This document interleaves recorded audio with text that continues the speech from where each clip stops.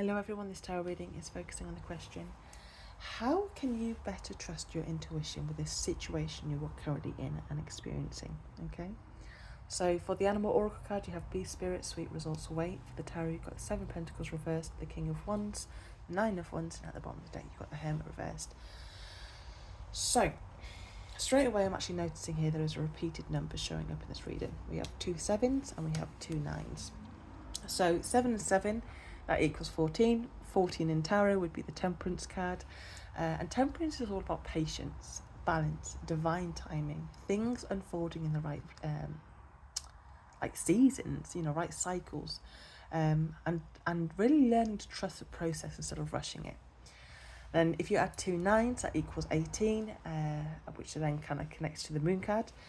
Which is all about intuition, inner knowing, subconscious awareness, and trusting your gut even when everything isn't fully clear yet, okay? And what's really interesting is that the Beast Spirit also carries that sense of timing and unseen progress. Like something is being worked on behind the scenes, even if you can't fully see it yet. So straight away, this feels like a reading about trusting, Madeleine, in what you feel more than what you're currently seeing, okay? And I also want to mention that whilst I was kind of meditating on the cards, I noticed this robin flew right into my garden and landed on the floor right next to my cat. My cat didn't see. It grabbed some food and then kind of flew onto my fence, and I was looking at it, and in my head I was like, please go away, because she's a killer. She will not even think twice about it, she will get you. And yeah, I was thinking about it, and then it kind of came to me. To me, robins are ancestors, spirit guides. They're kind of like little confirmation that everything's going okay. There is help. They are watching. They are supporting. They're kind of like reassuring birds for me personally.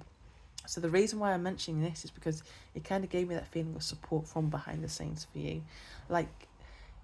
Guidance, encouragement, or there is unseen help, is present around the situation. Yeah, it really is. It's kind of like little signs are being shown to remind you that you're not navigating this blindly, okay?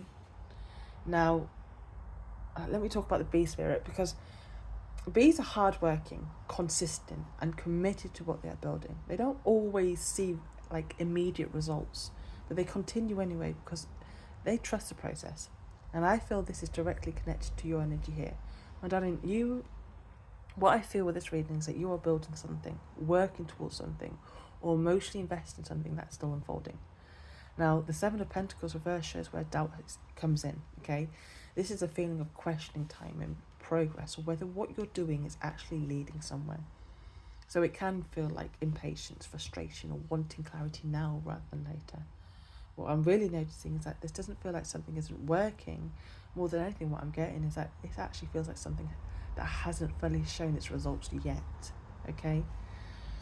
Now, with the King of Wands, the energy shifts completely, because this energy is confidence, direction, inner knowing, leadership energy. This is a part of you, my darling, that doesn't actually doubt the vision, even if patience is being tested. So it feels like you already know where this is going deep down. Almost like a part of you is saying, I know this is meant for me. I just needed to kind of catch up in the physical world.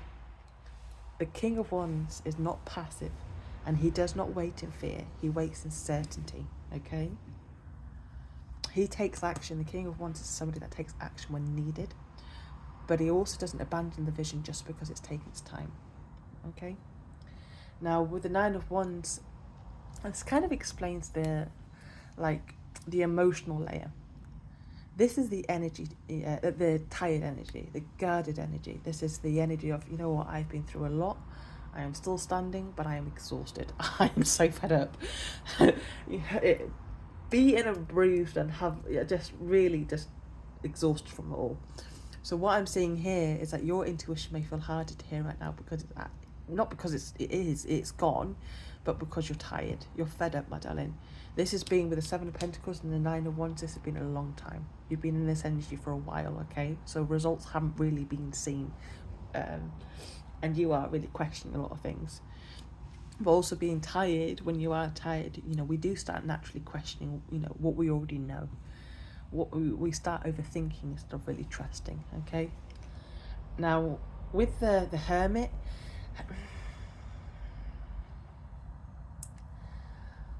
yeah, right, with the Hermit, it kind of brings everything together, because this is where your where your intuition actually strengthens, not through outside confirmation, but through quiet reconnection with yourself, my darling. Stepping back from pressure, stepping back from overthinking, stepping back from urgency, and returning to what you already know internally, my darling. So, how can you better trust your intuition in this situation? I would literally, I would say it's about stopping the pressure to have immediate answers. I would say it's about recognizing that you are building, what you're building is already in motion, even if it hasn't like fully revealed itself yet. And it's about understanding, my darling, that impatience is not intuition, exhaustion is not intuition, doubt is not intuition. Your intuition here is actually steady, confident, and already aware of where this is going. But it speaks more clearly when you're not pushing so hard for proof. So, my darling, you are not behind. You are not lost. What I would say more than anything is that you are in this process. And what you're building is still unfolding in divine timing. Not delayed, just developing, okay? So please trust what you already know deep down, even while you wait for what you're creating to fully arrive, okay? It's coming, my darling. All the best. Bye-bye.